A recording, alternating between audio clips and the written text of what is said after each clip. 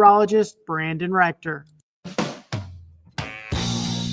Putting the spotlight on local businesses in the capital city. This is 402 Business Insider with Travis Filing and Gary Tharnish on 1499.3 KLIN. And good morning, Lincoln. You're listening to the 402 Business Insider. This first segment, sponsored by the Berry Law Firm and Wyuka Cemetery. I'm Travis Filing with Transformation Marketing. With me, as always, Gary Tharnish from Home Design Real Estate Group, and fresh off vacation. Yeah, a short little trip. Went out to Utah on Tuesday and just did some going up hiking in the mountains and enjoying no humidity, beautiful temperatures, and just basically really relaxing. But staying up way too late at night. So you get home and you're like, okay, why isn't I come home tired? But it was refreshing. Yeah. Very stress-free, which is nice. So it's just a good little getaway. Fantastic. Yeah. And also with us today, fresh off vacation, is Pastor Tom. PT, Yes. How are you? Well, better now. I was on vacation. So I had a grandson who was graduating from high school, going to college. And so we went up to Michigan to see him, and it was a lot of fun. And it wasn't as hot as here. I got back. And holy mackerel. Where at in Michigan? Well, they're in Holland. And then we went up north and did some boating up on the northern part of it. Oh, nice. Beautiful. Yeah. Very nice. Right. Get away from that humidity, and just got back last night, and wham, here comes the heat. Oh, does it ever. Wow. You know it when you walk out of the terminal. It's like, oh, I'm back in Nebraska. I'm home. Oh, absolutely. Yeah. Well, our news segment that we've been starting out with is our business lessons in the news. And I was kind of going through and the one that I found that wasn't WNBA related, it seems like it's all we were talking about for the last month. Well, they can't get it together. I'm telling you. But I wanted to talk about Southwest Airlines. Southwest Airlines seems to have, in my opinion, lost their way. They're getting rid of the bags fly free. I mean, every one of their planes, it has free bags fly here. It's painted on the outside of the plane. They're getting away from that. They're doing the assigned seating thing. If you want to buy a specific seat, it's like, boy, seems like they're kind of losing their compass.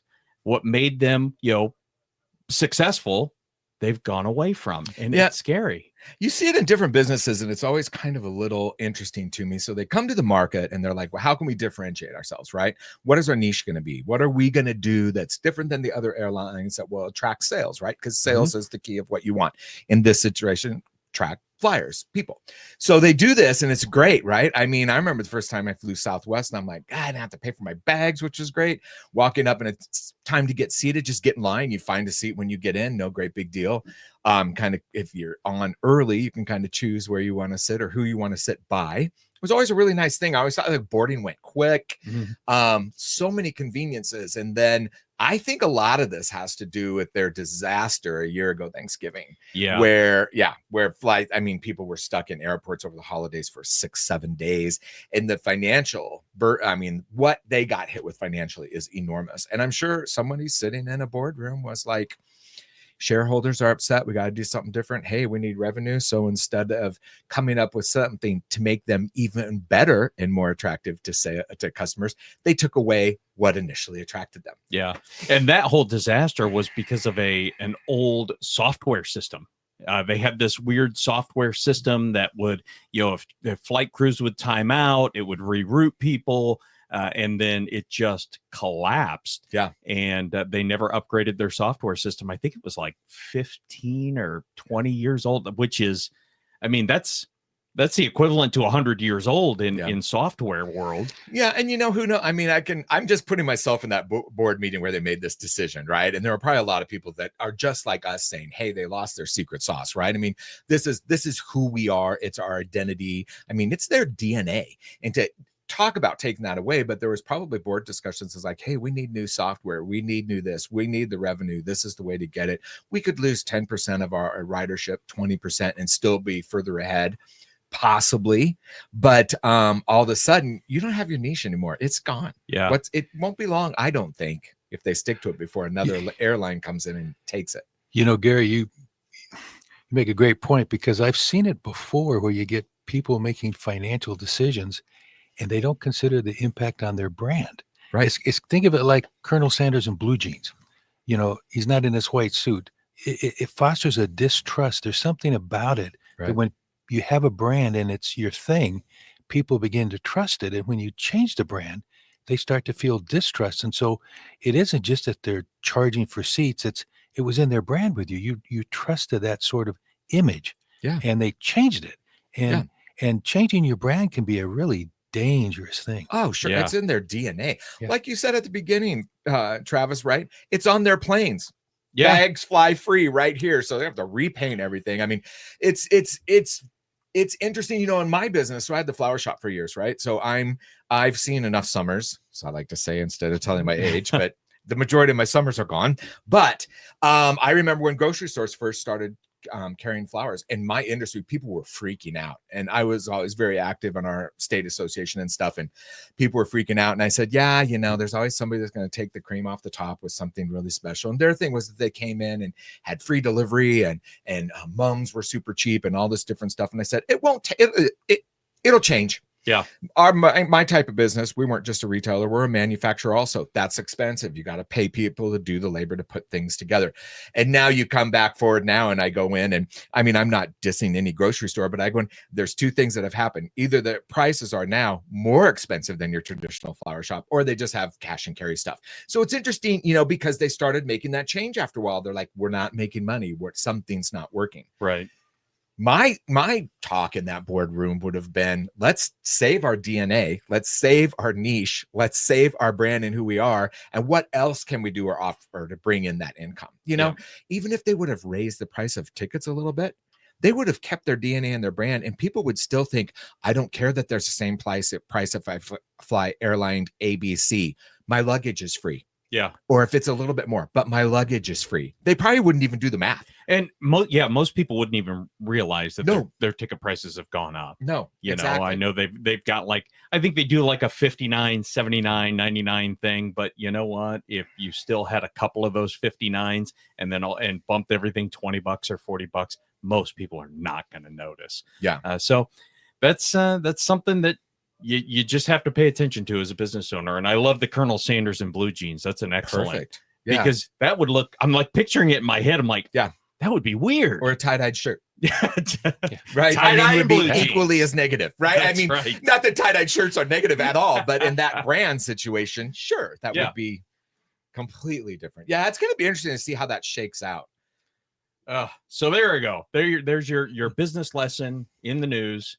Be careful when it comes to, and also be careful when you're changing your brand, but also you need to stay on top of software updates, and you need to be on that cutting edge no matter what your business is.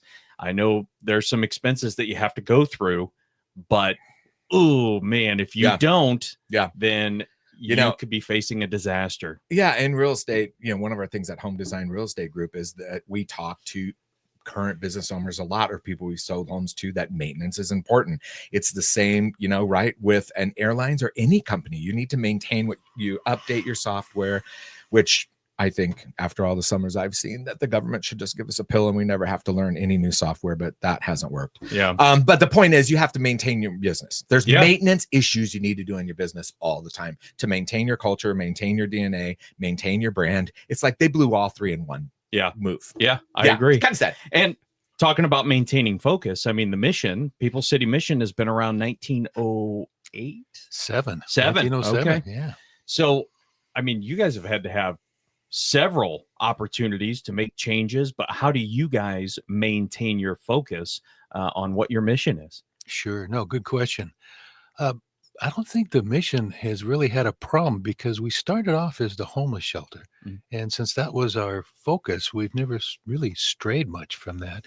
1910, we started giving food and clothing to folks. And in 1925, we had a small free clinic, and we've never kind of departed from those basic things. And so our mission has been to help the homeless and the impoverished. And we've have plenty of them here in Lincoln, and so it's never been hard to kind of stay on mission. Interesting.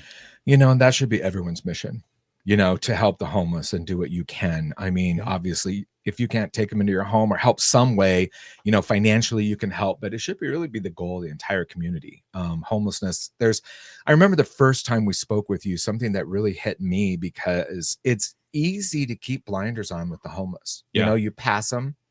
they're in the street, you walk past them. Yeah. If you're going to the movie theater, I mean, not that I was an intentional jerk. I thought about it and cared about it, but I never really thought about, well, what can I do to help? Or why are people homeless and how do they become homeless? And it was interesting how when you talked about how many families are homeless. I've seen it TV shows or on the news a little bit, but it really opens your eyes to the plight and how actually easy it would be to become homeless. Many people are paycheck to paycheck. That job goes, you can't find something different. It doesn't take long to be in a dire situation. Yeah. Homelessness is way more nuanced than people understand. People are homeless for lots of reasons. For instance, some stats from the mission, we have almost 400 people there. Do you know that only about 30 to 35% have any chemical addiction, alcohol or drugs? 40% have jobs. 30% are capable of getting back on their own. The people have all sorts of reasons they're homeless. And I think we have this stereotype of some chronic guy in the streets because that's who we see. But that's actually a smaller segment of the homeless population here in Lincoln. And so, um, part of my task over the last 20-something years has been to try to educate people that it's not what you think it is. Anybody can actually become homeless depending on what happens, some dire problem. Sure. And I got to give a shout out to Lincoln because Lincoln does a great job in the public of helping the homeless. This year, I think we'll probably reach or past $20 million in revenue. And almost all of that comes from public giving. Wow. We have there's no government assistance, right? Basically, well, we get or, 0.5% of our under 1%. I think it's 0.5% now comes from United Way, and we get a little JBC. Okay. But virtually nothing. It's a fraction. Yeah. It's a fraction. And I don't think many cities could say that. Most large shelters like us around the country get massive amounts of federal money. We're able to do it without that. And that says something about the citizens of Lincoln. Yeah. We like I said, we have well over 30,000 households that fund us, a couple hundred businesses. I don't think there's another city in the country like that. We went down to Denver and talked to them as part of a building campaign we're doing because they had a new building. They do $52 million a year in revenue. Only $8 million comes from public giving. Jeez. And so a lot of this up in Omaha, most of those shelters get substantial support from the city and the federal government. So again, Lincoln does a massively good job, the community of supporting the homeless. I don't think, again, I'm not sure another city could do what we do. That's so great. is not getting government funds, this will seem like a stupid question, but is that a good thing or is that a bad thing? Oh, I'm not anti-government. I think it's great if the government helps. I'm not an advocate for less government. I think government funding, any way you get it's a good deal.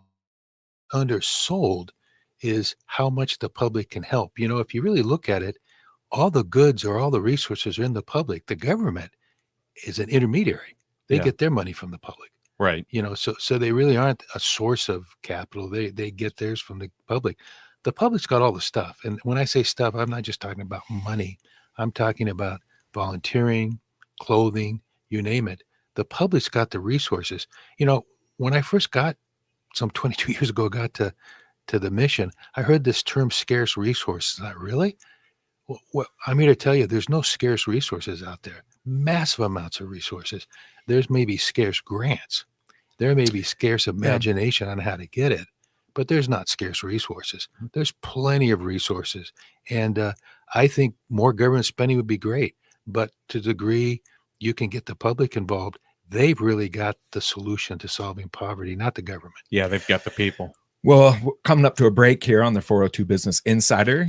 My co-host is Travis Filing, and I'm Gary Tharnish. Travis has transformation marketing. I'm with Home Design Real Estate Group, and Tom is our guest today, Pastor Tom, which is great. On the other side, stay with us. We're going to come back and maybe talk a little bit more about the whole grants and the fact that the public really supports the mission. We'll see you on the other side.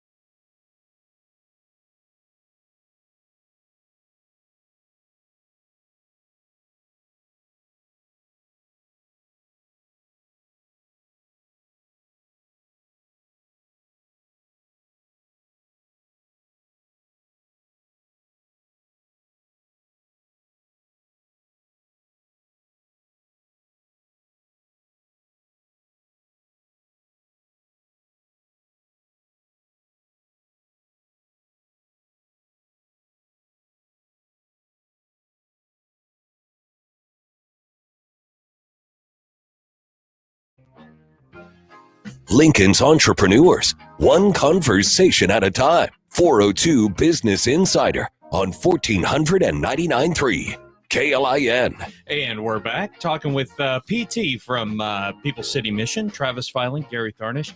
This segment is brought to us by Sartor Heyman Jewelers and Red Rhino Roofing. Got to give these guys some love. So over the weekend, so last week on Friday, we had those straight winds that knocked down all the trees in Lincoln. Yeah. Well, Saturday night, we had it in Panama, and it was like 90, 95 mile an hour winds. Jeez. I had trees laid over on houses because I own a handful of properties down there. And it was Sunday. So my son and I are out there, we're cleaning up. And Steve Garza from Red Rhino Roofing was in town. Great guy. And next thing I know, I see him climbing up the ladder and he goes, "Hey, why didn't you call me?" Steve, I'm not going to bother you on a Sunday. He goes, No. That's why I'm here. That's why I am. He gets on top of one of my rental houses, we crushed the roof, puts a temporary on it. Then he goes, "Which other of your properties got hit? I'm going to go fix them right now." Sunday afternoon, huge heat. Yeah. And there you go. That's Red Rhino Roofing. They just took care of us. So I can't thank them enough. Love them to death. And we appreciate them. And we appreciate their sponsorship of the show. So back to talking about the People City Mission. We're kind of having an interesting conversation during the break here. So we wanted to talk a little bit more about I just lost my train. The dollar. Like when I give you $1, how much of that goes to the mission compared to if it goes to the government, but also about some of what you do out there with your thrift store. And tell us a little bit about that. We were talking about it at the break, but Sure. Well, the mission right now gets about 92 cents of every dollar to the need, so we do pretty good in that area. no kidding. That's great. That's huge. Yeah, Because most charities don't even hit, like if you're in the 80% range, you're pretty dang good. Well, Lincoln's lucky. We have a lot of charities in the 80%, a few in the 90s, not too many. I think a couple of us, but I think Lincoln has a lot of charities that do a really good job of trying to be good with the dollar. So I think we're very lucky here as a community. That's awesome. But what happened is we're using a different model to solve poverty. And I think people who've heard me over the years kind of have sensed that.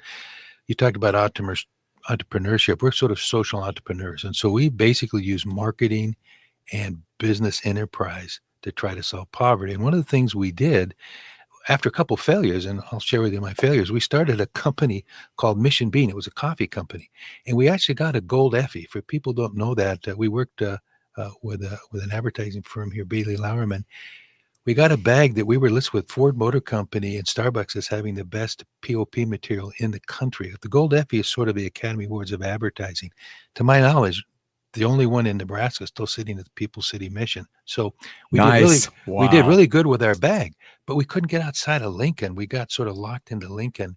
And so the distribution didn't work. We were trying to find ways to supplement our giving, our donations, because as we grew, we found out that donations alone aren't going to get us there. Right. We need those, but by themselves, we can't grow to the size we need to grow to. And we can talk a little bit later in the show about why we need to grow. But a lot of other nonprofits use grants. We didn't really want to do the grant route. And so we tried to think of business ideas, and we sort of failed at Mission Bean. But during that time, we had a thrift store over on 18th and O Street. And we had been there for a long time. Yep. And a little place in the back on N Street where basically we would sell stuff, and what people wouldn't take, we gave sort of, I called it garbage stuff to people in need over on N Street, and piles of clothing.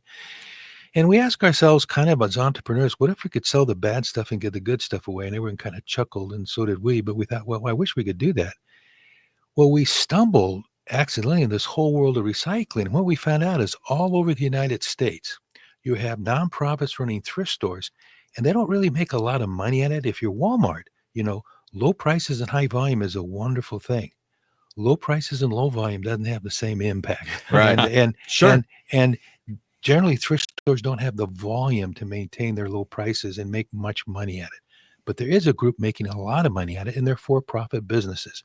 All over the United States, you see these donation boxes out there with different nonprofit names on it. Well, all those nonprofits are getting 5 cents on the dollar to put their name on it. It's the for-profit that own the boxes, the for-profit that buy the boxes, service the boxes, and the charity gets 5 cents for basically doing nothing. And they're excited about that. The for-profits are making a lot of money, but in our belief, you, the donor, are being taken to the cleaners rather than your clothes. Because if either one of you gave me $100 right now, and I use $5 for the homeless and $95 for admin, you were talking about it, I bet you wouldn't want to give me another $100. Yeah. No, I would look at David, our producer over here, and I'd say, David, just shut him off. Yeah. He's taking off. Yeah. Go get some rest, Tom. BT, you just got back. Yeah, exactly.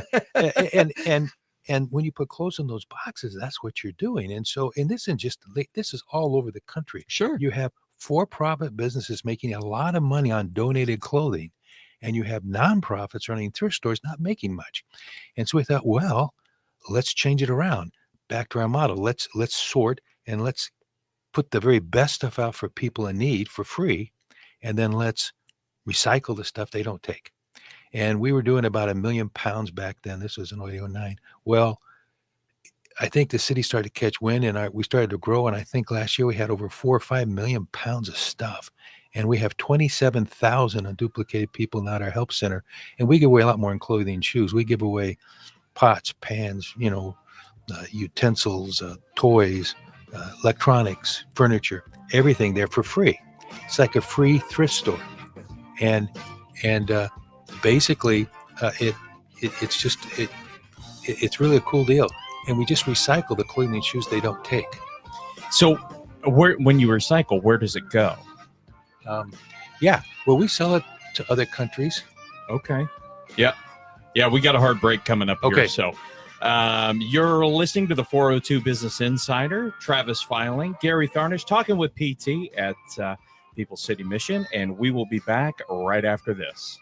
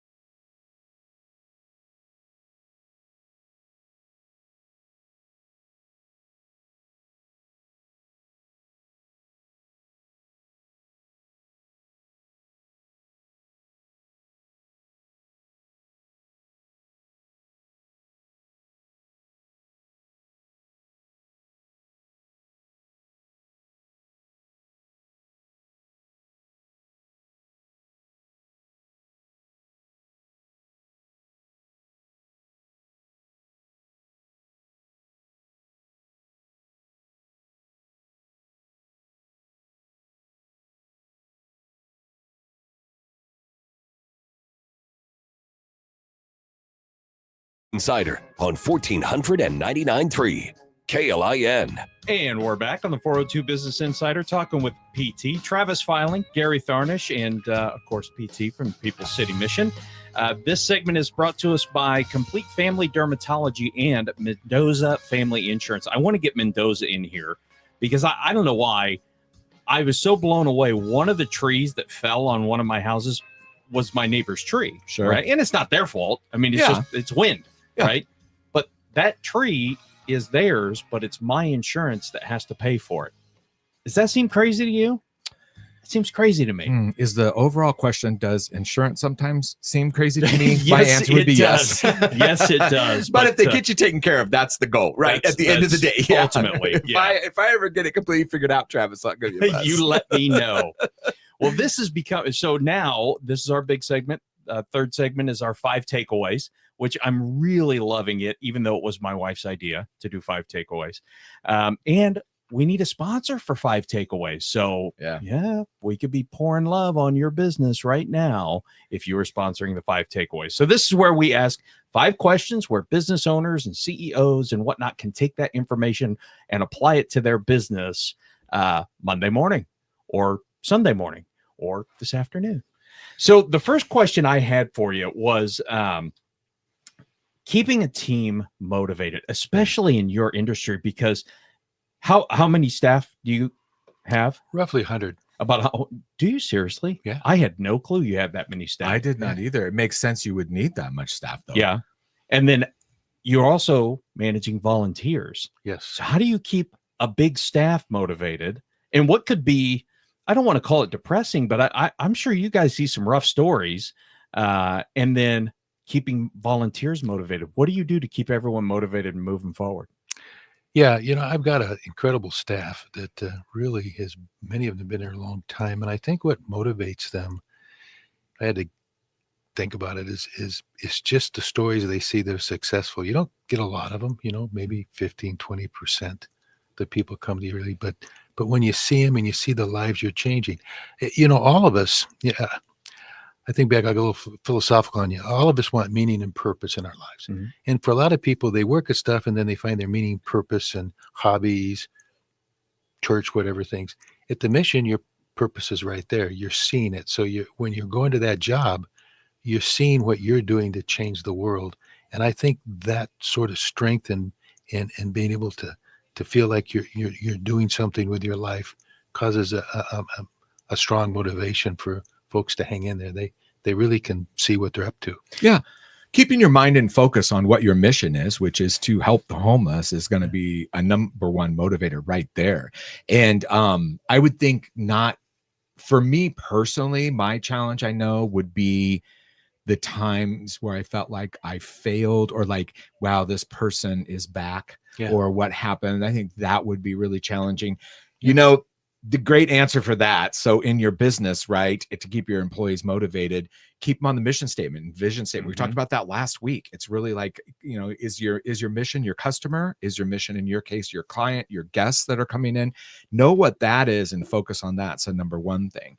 The second question is, how do you maintain donor trust in a nonprofit environment? We kind of just talked about that. If you give $1, 92 cents if it's going right to the homeless and the needy.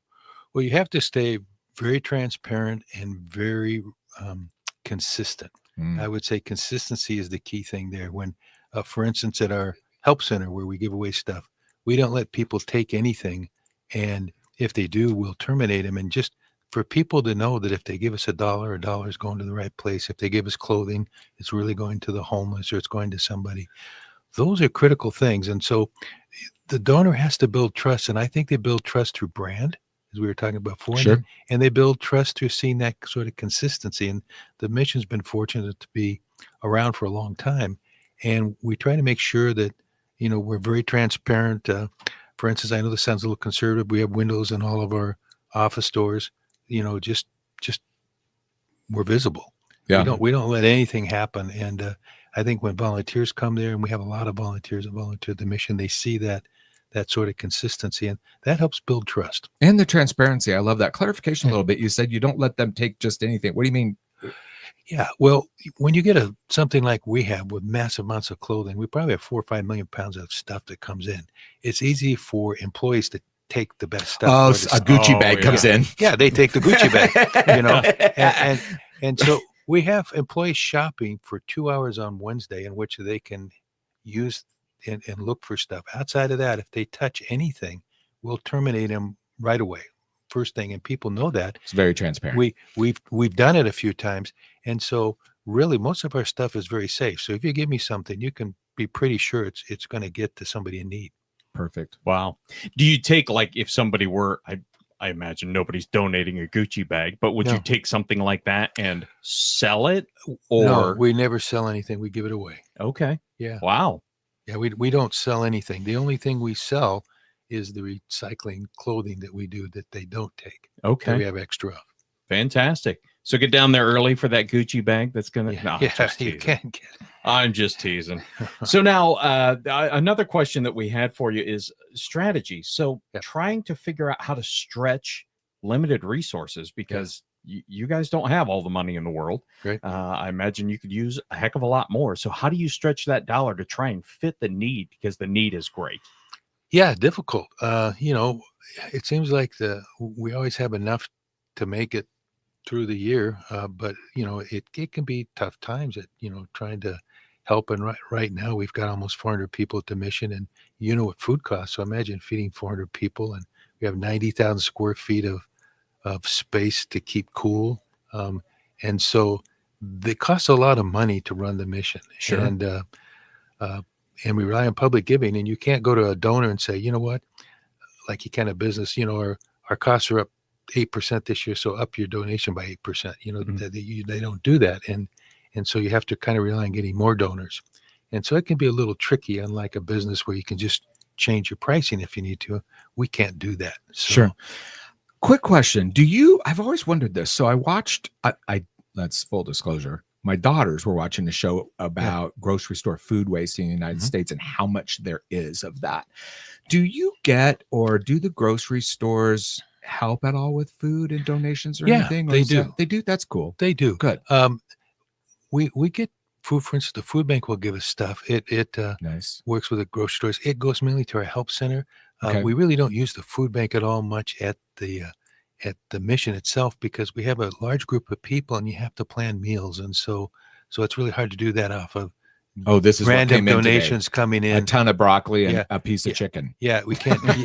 Can't do it. So Right. we spend massive amounts of money with Pegler, Cisco, and that. Almost all of the meals we cook, and I think we do over 200,000 meals a year now. Wow. And all of that really comes from us buying stuff for the So most part. you a dinner, right? Evening Yeah. dinner. Yep. Do you provide a breakfast or lunch? Is it 3 meals a day? 1? 3 meals a day, It's breakfast, 3 lunch, squares a day. 3 squares a Jeez. day for everybody, and we have really good food. We try to make it as good as a Village Inn. So this isn't like soup and sandwiches. Yeah. One day our guy actually, he serves like barbecued beef with mac and cheese and beans, and we have a salad bar with like 20 fixings, and so Nice. people eat pretty well at the mission. Oh, that's fantastic. So one thing you mentioned, and this kind of leads us into our next question, which is, how do you balance short-term urgent needs with long-term planning? And you said there's 400 people down there right now. Yeah.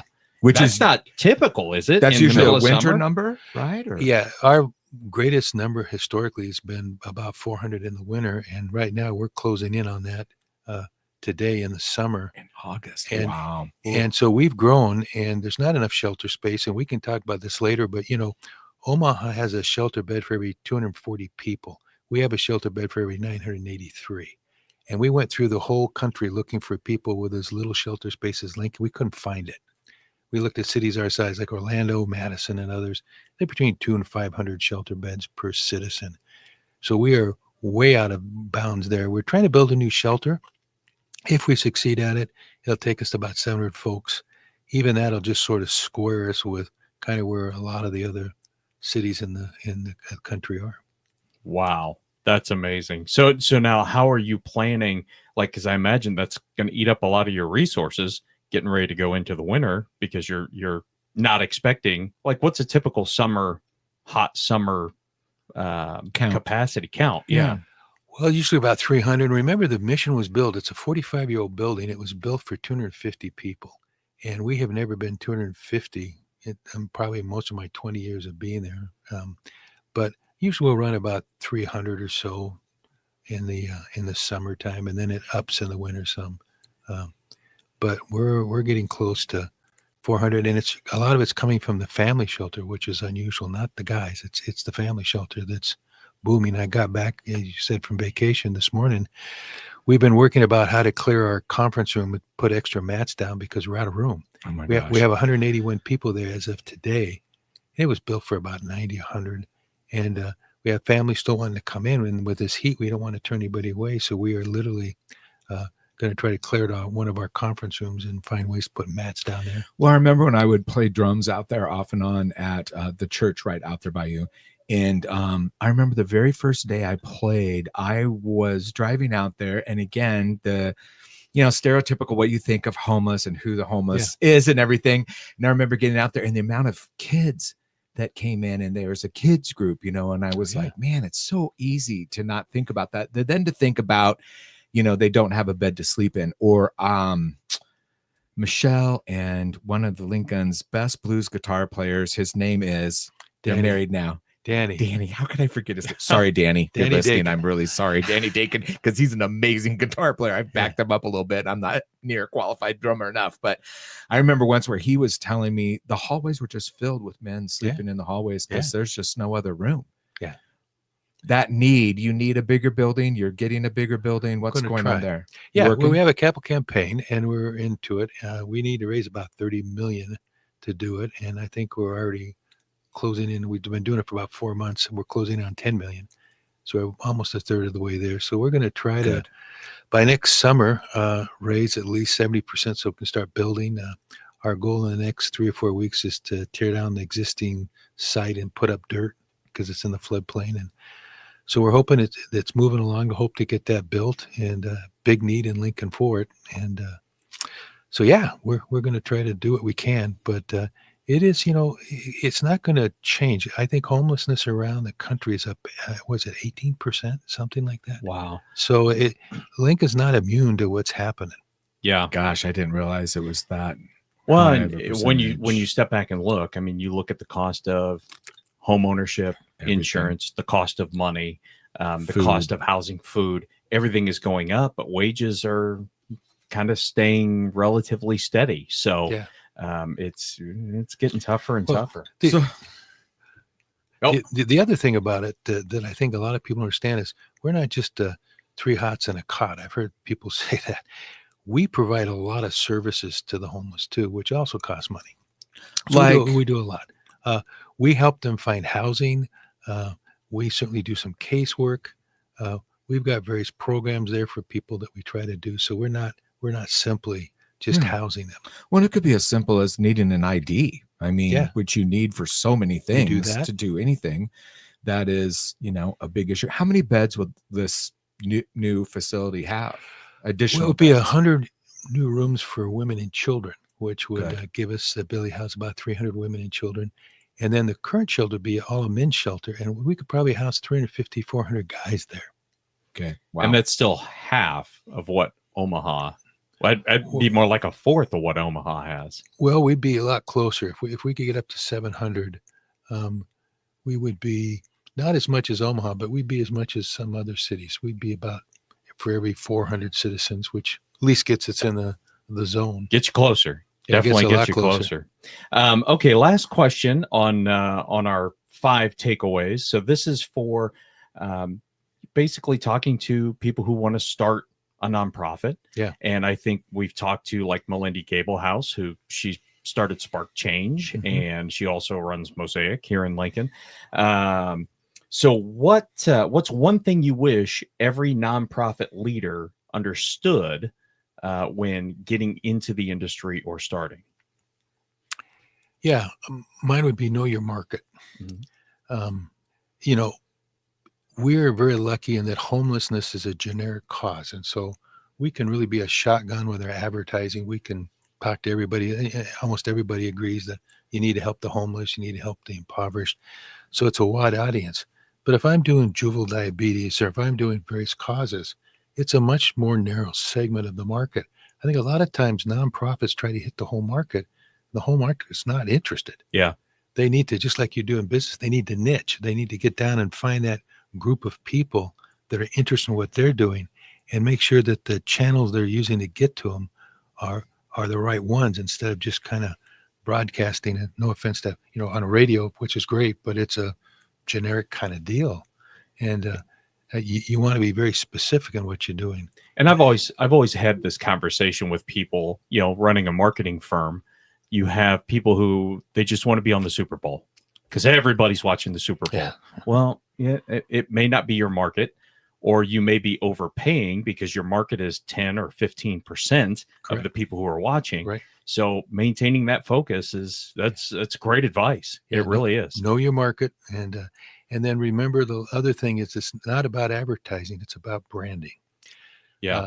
People advertise, and they don't understand advertising is not really what you want to do. What you need to do is create a brand, because when you create a brand, that's what engages people over the long haul.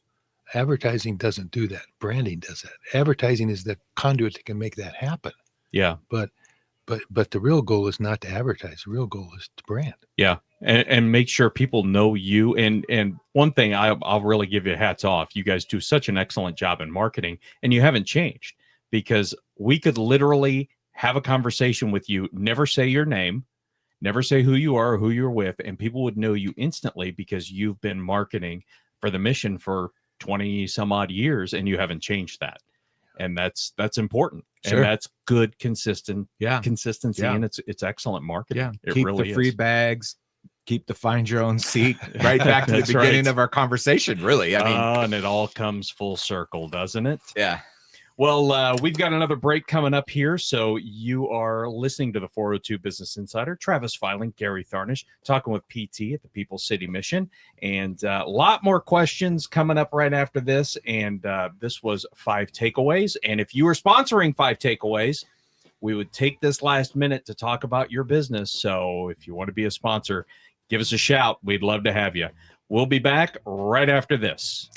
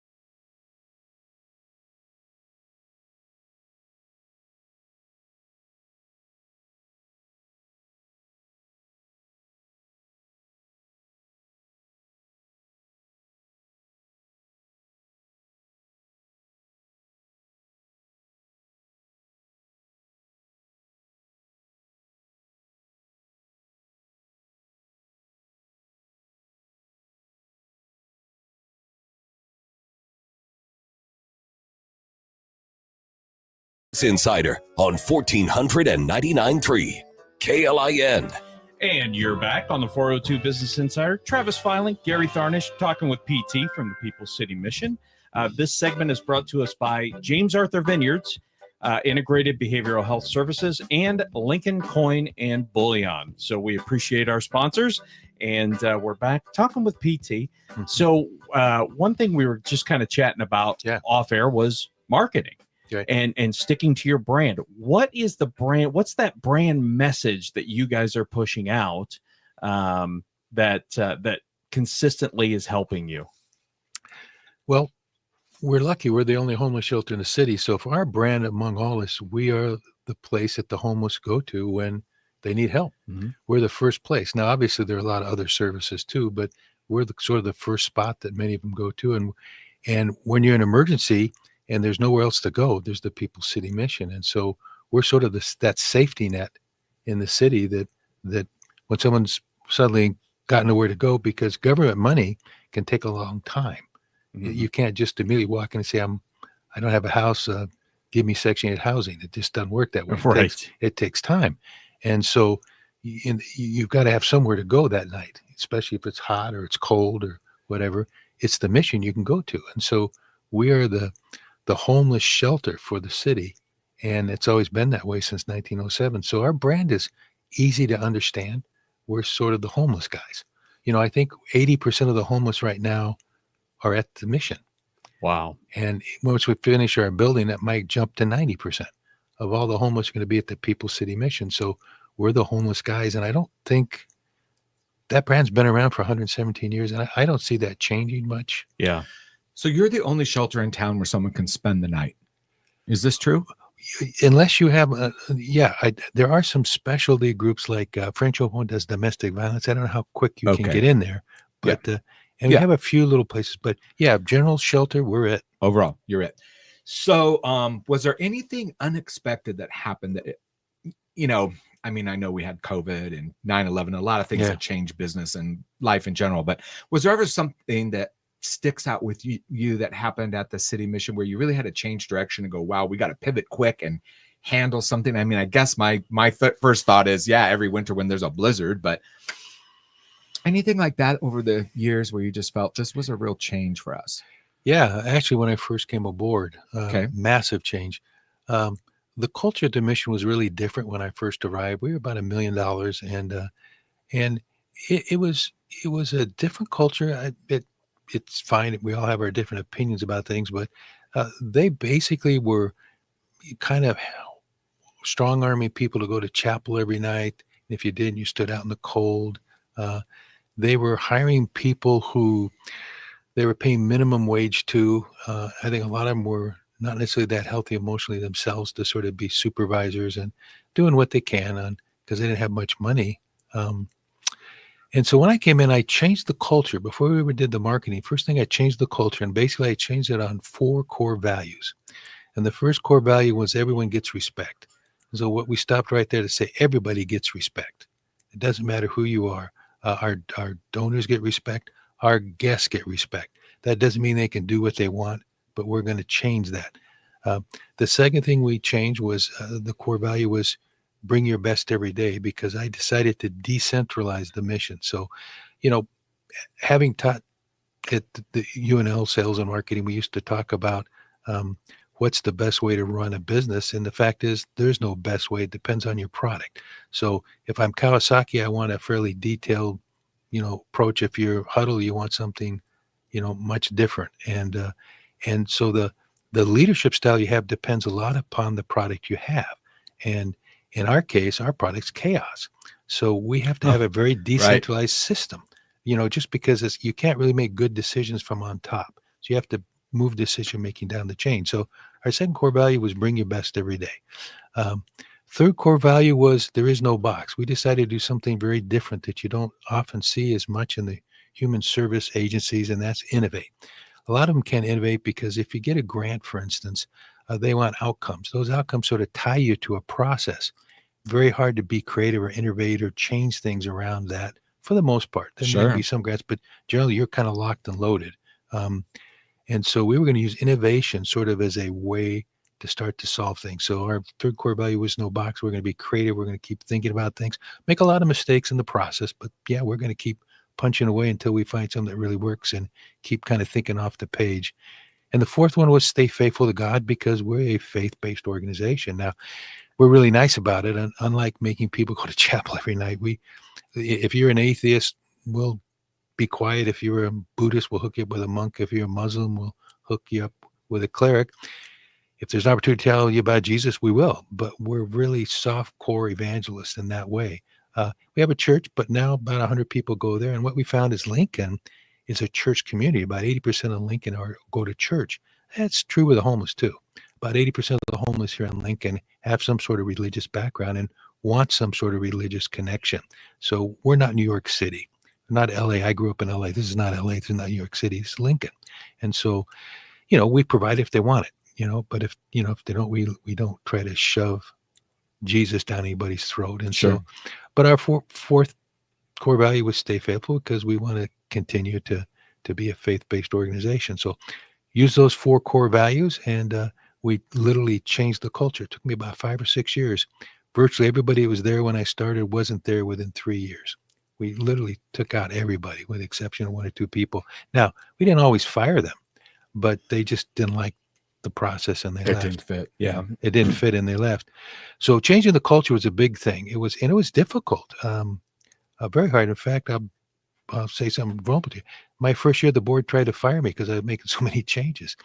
It was a 6-6 vote. It took 2/3 to can me. And so I got to stay, and all the board members wanted to can me left within 6 months. And so we remained, but had they had canned it, the mission would probably still be where that was when I first arrived. And so change is hard, but we changed the culture, and that was the first big thing we did. It was a massive change to who the mission is. Well, you think of one of the biggest challenges for government, right? So it's like trying to turn the Titanic around in Pawnee Lake. Right. You need to pivot. It's almost impossible because, like you said, you're stuck in that box. Yeah. But you come into the city mission, and it's not surprising to me that most of the people that were under the other culture left, because also when you build a new culture, you have your 4 core values that are now new values. That's what attracts. Right. Then you can bring people into that culture. Right. And oftentimes very successful people will hire people that are better at something than they are, and then just let them do it, and bottom up, making changes like that are really important. Yeah. And having a mission statement, you can bring everybody in on that mission. You can have them all focused on that mission. Whereas when you're the new kid on the block, trying to get them to see your vision, Just a little it can be tip. impossible. If they show up with a bag, don't charge them. Well, and it's not like everything went great. I mean, we made a number of mistakes along the way. We apologized, but what allowed us by going to the public for our giving and not doing grants, it gave us a lot of freedom to change. Mm-hmm. What happens in a grant is they want outcomes, and there's nothing wrong with that. If I was a grant funder, I'd want outcomes too, make sure I'm getting a return on my investment. But years ago, when I was in my 20s, I did strategic planning for a Fortune 20 company called TRW. That's, I was involved with about 5 or 6 years. And in strategy, there's goals, strategy, and tactics. I mean, you can call it whatever you want, but that's basically what it is. Goals are what you want to do. Strategy is how you're going to get there. Tactics, who's going to do what, when, where, why. You don't change goals, but in business, you might change strategies, because your strategy is your best guess of reality. So for both of you, how many times you get reality right? I'm lucky if it's 50% of the time. Yeah. Right? Okay. But reality gets me right every Right. time, but Yeah. I don't get reality. Right. And so you change your strategy. If you get a grant, they want outcomes. Outcomes are largely tactical, which means the grant funder is holding your strategy. And so my question is, what if you're successful and you get to the top of the ladder, but you're up against the wrong wall? The fact is, you can't change, you can't innovate. You're locked and loaded. You've got to do what you took the money to do. And so it doesn't allow you a lot of freedom. Because we get our money from the public, we have massive amounts of freedom. We can go down a line and say, stupid idea, change on a dime, just like a business can. And we might change our strategy. We don't change our goals, but we can change our strategy if we need to. And so we have a lot of freedom. And that freedom has really allowed us to grow from $1 million to it's partly the secret sauce of our growth is we had lots of freedom experiment and try. This segment, which also we would love to have a sponsor for this one, unexpected impact, is this segment, which is great. I think car crashes, that's always an unexpected impact, but the ability to be able to pivot when that happens is critically important. And definitely in a grant, you can't really pivot because you're already up against the wall. Yeah. And the unexpected, that's just right there. There's unexpected and grant don't really go together. Yeah. Well, right. I mean, any of your business people listening know that. How many times have you made a decision went, and you have to change?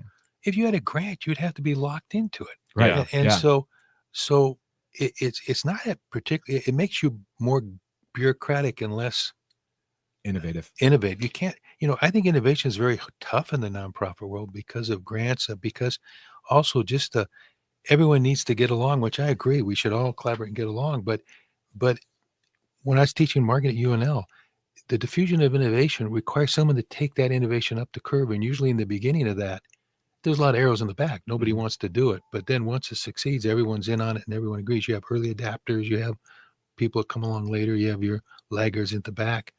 Well, you have to have someone to do that. But if everyone has to cooperate, no one's going to walk up that curve because no one wants to be the guy getting the arrows in the back. So then innovation doesn't really happen much. Yeah.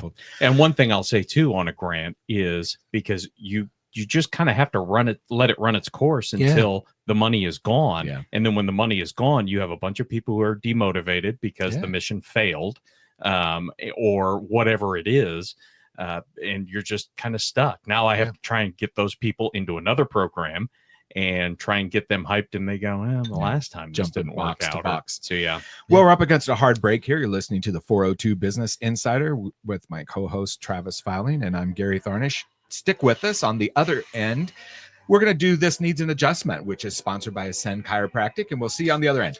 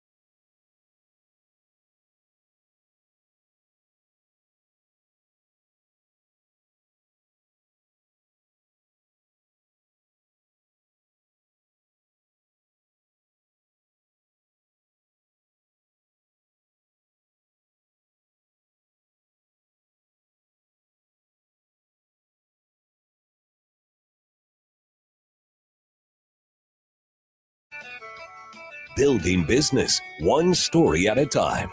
402 Business Insider on 1499.3 KLIN. Welcome back to the 402 Business Insider. My name is Gary Tharnish with Home Design Real Estate Group. My co-host Travis Filing with Transformation Marketing, and our guest today, PT, from the People City Mission. This segment sponsored by by Lincoln Chamber of Commerce and the Lincoln Airport. Like, I can't read. Yeah. Both really good. We can give James Arthur some more love too. We love those that's guys. Right. They won't whine about it. And we have a little segment here called This Needs Adjustment. And this is sponsored by Ascend Chiropractic. Brian and his staff out there, he's my chiropractic. And I, think that business is often like our backs or knees or legs or shoulders need an adjustment. And I want to thank everybody out at Ascend Chiropractic for sponsoring this. I thank you also for cracking my back when I need it. That's a good I'll be thing. down there on Monday. Yeah. With cutting all these trees down there. I'm telling you. Exactly. They better There put you an go. hour aside for me. Yeah, but this segment is talking about needing adjustment, So you come into People City Mission, you change the culture, you have your 4 core values. Was there a time other than that when you just felt like we need an adjustment here? Something maybe isn't working or needs to be a little different. You needed a pivot or something. Does anything come to mind in that? And if not, what are your suggestions for entrepreneurs to really be able to see what they need? Oftentimes in a business, nonprofit or for-profit, we think we know what our culture is and everything we see, and our inside perception is this, but oftentimes the outside perception of the people looking in can be completely different. Was there ever a time you needed an adjustment that just sticks in your mind that you really needed to, obviously when you got the job, but? Yeah, no, we've had to adjust a number of times at the mission to various things. Back to where you talked about mission being, we were really committed to mission being, but we had to adjust and give it up. And if you've ever done something that you really like and you want to do, and you realize it's not working, it's hard to give it up. It is. Yeah. It's very hard to let go. Yeah. But it was painful, but we had to say, look, we put so much time. We appreciate so much Bailey Lauman and the people that were involved in that, really working with us on that. But we realized that dog just don't hunt. And so you had to cut it. And that was hard to do, I think, emotionally for people. I think in terms of for the homeless population, for instance, we had to a couple of times adjust some of our policies. In the beginning, I think we were a little bit more, I don't want to say strict, but we were pretty quick to toss people out if they did anything wrong. And over time, we realized just a lot of guys were getting tossed out quick. This was maybe 15 years ago. We were still tossing out a lot of the men, not so much the women and children. That wasn't the big issue back then, behavior. It was the men. And we sat down and talked to the guys. And I went out in the camps, talked to the guys, and, I really tried to understand it. And what I realized is a lot of that bad behavior was coming from a strong sense of rejection, that they're already, if you're a homeless guy, not everybody, a lot of them, you're an alcoholic, you're an alcoholic, you got a problem. And really you're being kind of looked down upon, or you're being, turned down by just about everybody. And after a while, you'd build up these defense mechanisms that just are there. And so learning how to get beyond them. So we started to change our view. We started really looking at how to de-escalate things, how to sort of talk people down. That doesn't mean we still do it all good all the time, but we really started to have our staff rethink about, the world, if you're middle class, looks really different than if you're a homeless person. You're not looking at through the eyes of a homeless person. For instance, when we first built our center, Critter Center, which is transitional housing for guys, we originally built that for homeless guys because it took 2 years to get Section 8 housing. And that can be really tough. Before we built that, if you were a woman or a child, you could get Section 8 housing or government help in 3 months. If you're a guy, it's 2 years. So let's say you're underneath the bridge right now, Gary, and you're drinking and, you want to turn your life around. How are you going to do that? If you don't have family or friends, you're going to come to a mission for a couple of months. You're not going to sober up, get a job in a couple of months. And so really there's almost no way out. And so it can make you very hopeless. And I don't think people always understand, as we talk to guys like the guys I talked to, who were in the camp one time, one guy named Ron Thyberg, he's passed away now, and Ricky Crosby, who's also passed away. Ron was in the French Foreign Legion and had done some terrible stuff in Africa and couldn't forgive himself and was drinking himself to death. And Ricky Crosby was abused as a kid badly and was drinking himself. And so when you're dealing with that, simply say, wait a minute, you did something bad, you're out of here for 30 days. Doesn't really solve much, if that makes sense to you. So Sure. we Yeah. had to really rethink things and at least try to. Doesn't mean you still don't have to ask people to go if you have bad behavior. So it isn't like anybody can do anything, but to stop and say, okay, why is this person this way? And is there some way that we can make a difference in their life? Yeah. What's the root cause of this Yeah, problem? what's the root Correct? cause? I mean, And can we get to that's it? what it is. Yeah. And we don't always get to it.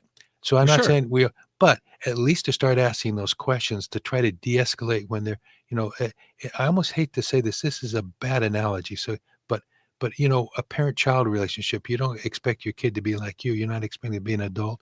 That's really not a good analogy. But the mechanism when you deal with your kids is somewhat similar here. If you're dealing with someone who's really walking wounded or very dysfunctional, you can't treat them like where you're at. You just can't do that. You have to stop and say, okay, so where are you coming from and why are you doing this? And how do we help if it's fear, reject, whatever the issue is, if you can get to the issue, sometimes you can de-escalate the thing, get it down, and then you don't have to kick them out. If they think you like them, if they think you accept them, then they'll do a lot of changes in their own behavior. Mhm.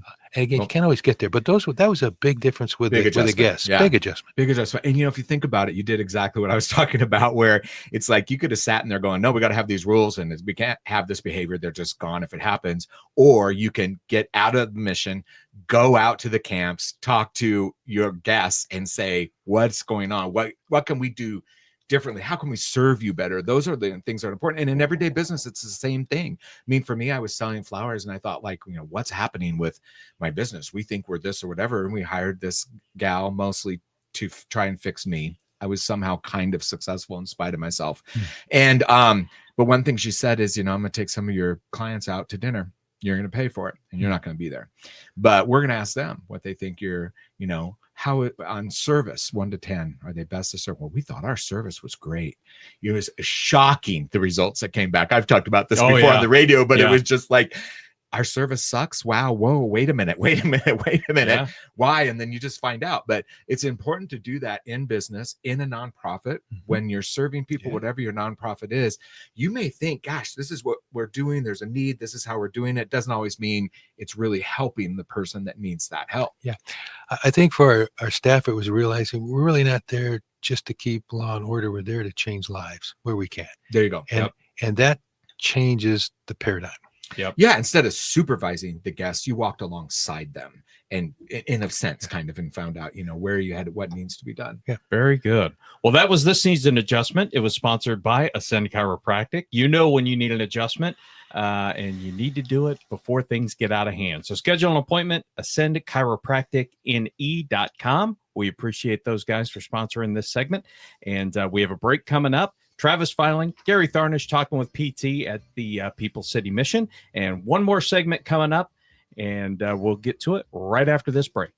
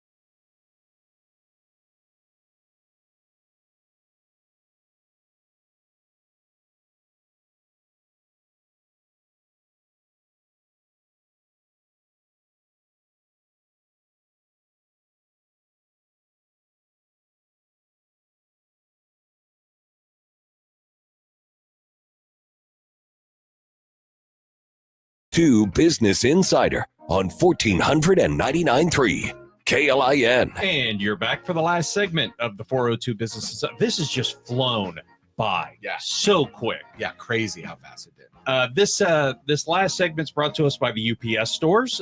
They're doing shredding now.